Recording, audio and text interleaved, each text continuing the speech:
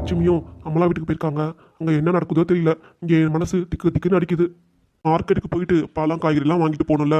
கதிர் கையில் சிக்காமல் இருக்கணும். கதிருக்கு பார்த்தா அவ்வளோதான் உண்டு இல்லைன்னு பண்ணிடுவான். கடவுளே, நீ தான் எப்படியாவது காப்பாற்றணும்ப்பா. என் மருமோ பிள்ளையும் என் லட்சுமியும் பத்திரமா வீட்டுக்கு வரணும், எந்த தொந்தரவும் இல்லாமல், யார்கிட்டையும் சிக்காம. தாத்தா, என்ன மேலே எதையோ பார்த்து யோசிச்சுட்டு இருக்கீங்க? என்ன தாத்தா ஆச்சு? ஏன் இப்படி இருக்கீங்க? உடம்பு எதுவும் சரியில்லையா? என்ன தாத்தாக்கு எது காது சரியில்லையா? காது கேட்கலையா? நானும் அக்காவும் 2 வாட்டி கூப்பிட்டோம். தாத்தா என்ன எதுவும் கூட கேட்கல.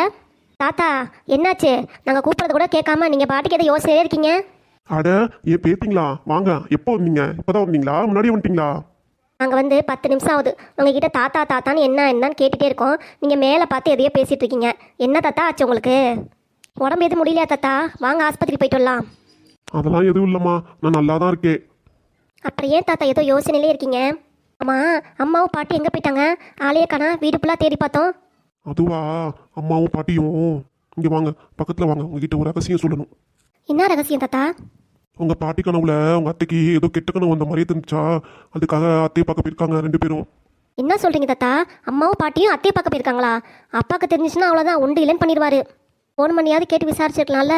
நேரில் போய் பார்க்க போயிருக்காங்க. பாட்டிக்கு அம்மலா நினைப்பாவே இருந்துச்சு.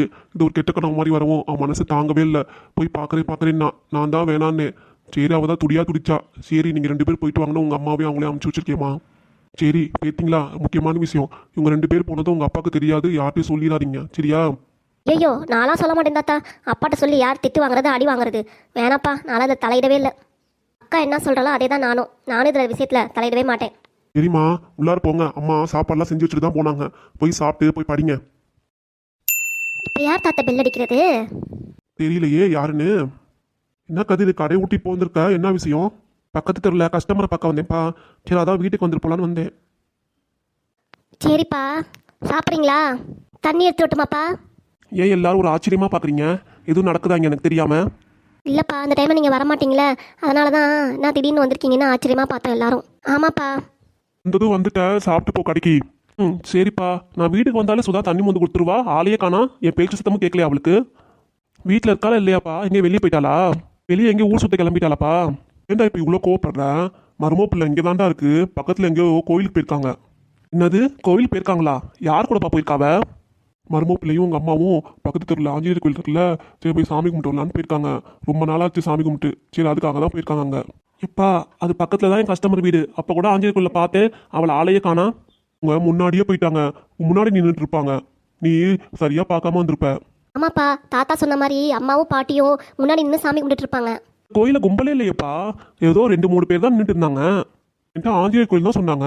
ஒருவேளை மாரியம்மன் கோயில் போயிருப்பாங்களோ? எங்கப்பா, 2 தெரு தள்ளி மாரியம்மன் கோயில் இருக்கே, அங்கதானே? ஆமாண்டா, அங்கதான் போயிருப்பாங்க. போச்சு, நல்லா வசமா மாட்டிக்கிட்டோம் அப்பா கிட்ட. என்ன அப்பா இம்புட்டு கேள்வி கேட்குறாரு? என்ன இதுன்னு தெரியாம நான் பாட்டுக்கு உளறிக்கிட்டு இருக்கேன். இவன் பாட்டுக்கு அங்கே கோயிலுக்கு போனானா அவ்வளோதான். அங்கேயும் இல்லைன்னா வந்து எங்கேயே தான் வந்து சண்டை போடுவான். சரிப்பா, நான் அப்படியே மாரியம்மன் கோயிலுக்கு போயிட்டு அப்படியே கடைக்கு போயிடுறேன். டேய் கதிர், சாப்பிட்டு போடா. சாப்பாடுலாம் செஞ்சு வச்சுட்டு தான் போனாங்க. இப்போ என்ன அவசரம் உனக்கு? இதுக்கப்புறம் சாப்பாடு கட்டி கொடுத்தா நீ 4 மணிக்கு தான் சாப்பிடுவேன். இப்போ வீட்டுக்கு வந்துட்டு ஒரு 8 சாப்பிட்டு தான் போயிடுவேன்.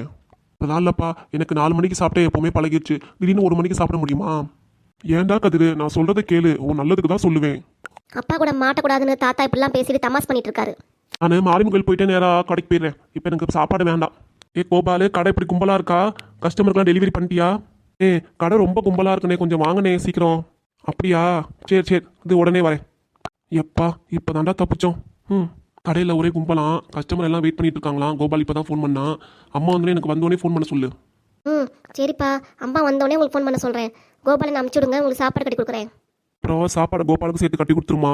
பொங்கல் வியாபாரனால கடை ஒரே கும்பலாக இருக்குல்ல, அவனும் சாப்பிட்டு போட்டு ஒரு நாளைக்கு. சரிப்பா, கோபால் அண்ணாக்கும் சேர்த்து கட்டி கொடுத்துரும். நீங்கள் சீக்கிரம் கடைக்கு கிளம்புங்கப்பா. சரி, பார்த்துக்கோங்க. 2 பேரும் சாப்பிட்டு படிங்க, தூங்கிடாதீங்க. அப்பா, 2 பேர்த்த நீங்கள் தான் கவனிச்சுக்கணும், தூங்காம. சரிடா தம்பி, நான் பார்த்துக்கிறேன். மாற்றி விடுறது வரட்டுமாடா கடைக்கு? அதெல்லாம் வேணாப்பா, நான் பார்த்துக்கிறேன். நீங்கள் ரெஸ்ட் எடுங்க. 2-3 பேர் ஆளுக்கு சேர்த்துருக்கேன் வேலைக்கு, வேணாம். சரிடா தம்பி, பார்த்து போயிட்டு வா. எப்பா, இன்னைக்கு ஒரு நாள் எப்படியும் உங்கள் அப்பிட்ட இருந்து நம்ம 3 பேர் தப்பிச்சாச்சு. இல்லைன்னா அவ்வளோதான், நம்ம தான் மாட்டிக்கணும். கொஞ்ச நேரத்தில் பூகமே அந்த மாதிரி இருக்கு தாத்தா. சரி வாங்க, உள்ளார போய் எல்லாரும் போய் சாப்பிடுவோம். சரிம்மா, சாப்பாடு எடுத்து வைங்க. நான் கை கால் மூஞ்சிலாம் கழுவிட்டு வந்துடுறேன். என்னாடி, எல்லா பாத்திரமே விளக்கிட்டியா இல்லையா? பாதி பாத்திரம் தான் விளக்கிருக்கேன், மீதி நீங்கள் விளக்கிறீங்களே. உனக்கு உடம்பு டயர்டாக இருக்குது, உள்ளார போய் நான் ரெஸ்ட் எடுக்கிறேன். இந்த வயசுலேயே நீ முடியாதுங்கிற. உன் வயசுல நான் பிள்ளைங்களை இடுப்பு 2 பிள்ளைங்களை இடுப்பில் வச்சுக்கிட்டு மாடை வேற கூட்டிக்கிட்டு காட்டுக்கு போயிட்டு காட்டு வேலையெல்லாம் பார்த்துட்டு வீட்டு வேலையெல்லாம் பார்த்துட்டு அவ்வளோ வேலை செய்வேன். நீ என்னதான் நினைக்கிற நீ? அது இல்லைத்த, என்னை எப்படி தெரியாதா உங்களுக்கு? நீங்கள் சொல்லாமே எல்லா வேலையும் செய்கிறவன் நான். இப்போ உடம்பு முடிய மாட்டேங்குது த, அதுக்காக தான் சொல்கிறேன். காலையில் நான் போய் ஆஸ்பத்திரியில் ஊசி போட்டுட்டு வந்தேன் த. ஊசி போட்டு வந்தியா முடியாமல் இருக்கிறதுக்கு? பார்த்தா அப்படி தெரியவே இல்லையே. நல்லா 10 இட்லி உள்ளார தின்னுட்டு போகிற மாதிரி தானே இருக்க. காலையிலேருந்து எதுவுமே நான் சாப்பிடலத்த. ஏன் இப்படி பேசுகிறீங்க? அதான் பார்த்தேனே, காலைல 15 இட்லி ஊற்றி வச்சிருந்தேன். உனக்கு 5 இட்லினா மீதி 10 இட்லி மிச்சம் இருக்கும்ல, எங்கே காணா? நான் என்னத்த செய்வேன்? நான் தான் சாப்பிடலங்கிறே திருப்பி என்கிட்டே கேள்வி கேட்குறீங்க. ஒரு இட்லிக்கெலாம் கணக்கு வச்சு இப்படிலாம் பேசுகிறீங்களே த. காலையில் 10 இட்லி சாப்பிட்டேன். சரி வெத்தலை பக்கம் போட்டு போகிற வர மக்களை வேடிக்கை பார்த்துட்டு இருந்தேன். அது என்னமோ செரிமானம் ஆயிடுச்சு. திருப்பி 10 இட்லி நம்ம தான் சாப்பிட்டோம். அதுக்காக இவ திட்டு வாங்கிட்டு இருக்கா. சரித்த விடுங்க, இட்லி தானே நான் இப்போ ஊற்றி வைக்கிறேன், நீங்கள் சாப்பிட்றீங்களா? ஏண்டி நான் பஞ்சு பஞ்சா சுட்டு வச்சிருந்தேன், நீ கல்லா சுட்டு வருவ. இதுக்காக இப்போ ஊத்துறேங்கிறியா? அதெல்லாம் வேணாம், இட்லி மாவு ஆயிடும், நைட்டு பார்த்துக்கலாம். சரி சீக்கிரம் பாத்திரம் விளக்கி முடி, நம்ம அடுத்த வேலையை பார்க்கணும்ல. சரி உனக்காக கஞ்சி வைக்கிறேன், வந்து குடிச்சிட்டு போ. கஞ்சிக்கு என்ன வச்சுக்கிற? ஊறுகாய் வச்சுக்கிறியா? கொஞ்சம் துவையல் அரைச்சி கொடுங்க, கஞ்சிக்கு நல்லாயிருக்கும். துவரம்பருப்பு துவையலுக்கு எங்கே போகிறது? துவரம்பருப்பு ரேட்டு கிலோ அவ்வளோ கணக்கில் விற்கிது. உனக்கு போய் துவையல் அரைச்சோன்னா வேண்டாம். ஊறுகாய் தான் நிறையா இருக்குல்ல, அதை போட்டு சாப்பிட்டு வேலையை பாரு. இப்போ நீ வேலை சரியா இல்லை உங்கள் அம்மாவுக்கு விட்டு உங்கள் அம்மா வர சொல்லி அவங்களே வேலை பார்க்க வைக்கிட்டுமாங்க? எங்கள் அம்மா எதுக்கு இப்போ இழுக்கிறீங்க நீங்கள்? ஆமாம், இப்போ ஒரு நாள் இவ்வளோ பாத்திரம் விளக்க முடியலன்னா உங்கள் அம்மா தான் செய்யணும். அந்த காலத்தில் என்னால் முடியலன்னா எங்கள் அம்மா தான் வந்து எல்லா வேலையும் செஞ்சு கொடுக்கும். அவங்களே உடம்பு முடியாதவங்க, சுகர் பேஷண்ட்டு, அவங்களால இந்த வேலையெல்லாம் செய்ய முடியுமா? எங்கள் அம்மா ஆள் வீட்டு கட்டியாட்ட நல்லா தான் இருக்குது. இப்போ இதெல்லாம் பேசிகிட்டு இருக்காது நீ. எங்கள் அம்மா பற்றி இழுக்காதுங்கன்னு திருப்பி திருப்பி அவங்கள பற்றி பேசினே அந்த கோவம் தான் வரும். பார்த்துக்கோங்க, நான் அந்த பாத்திரமே நான் விளக்கவே மாட்டேன். உள்ளார போய் நான் பாட்டு போய் படுத்து தூங்கிடுவேன். என்னது படுத்து தூங்கிடுவியா? மகாராணி இங்கே தூங்குறதுக்கு கட்டில் மெத்த எல்லாமே அங்கேருந்து எடுத்துகிட்டு வந்திருக்கா. ஆளைப்பாரு, ஒன்றும் எடுத்துகிட்டு வரல, வெறுங்கையை வீசிட்டு வந்துட்டு இங்கே வந்து பேச்சு பேசுகிறா, வெத்து பேச்சு. என்ன பாட்டி உங்கள் பொண்ணு அவ்வளோ திட்டிகிட்டு இருக்காங்க, நீங்கள் எதுவுமே பேசாமல் அமைதியாகவே இருக்கீங்க. நான் என்னம்மா பண்ணுவேன்? நீயும் என் பொண்ணு பேசிகிட்டு இருக்கீங்க. நான் அடுப்பில் நான் வந்தேன்னா என் பொண்ணு என்னதான் அடிப்பா. எல்லாம் மொட்டத்தலையாக இருக்கேன், அவ்வளோதான். வீங்கிக்க மண்டையெல்லாம் யார் என்ன பார்க்குறது? சரி இந்த 1 மணி நேரம் தான் அவகாசம் தருவேன், அதுக்குள்ளே இந்த வேலையாக செஞ்சு முடிச்சிட்றேன். அடுத்து உள்ளார மாடெல்லாம் இருக்குது, மாடை கழுவி விட்டு மாட்டுச்சாணி அள்ளணும். சரியா? சீக்கிரம் வந்து சேரு. என்னது மாட்டு சாணி அள்ளணுமா? ஆஹா, இந்த வேலையை செய்ய முடியலங்கிறேன், அதை வேறு நான் செய்யணுமா?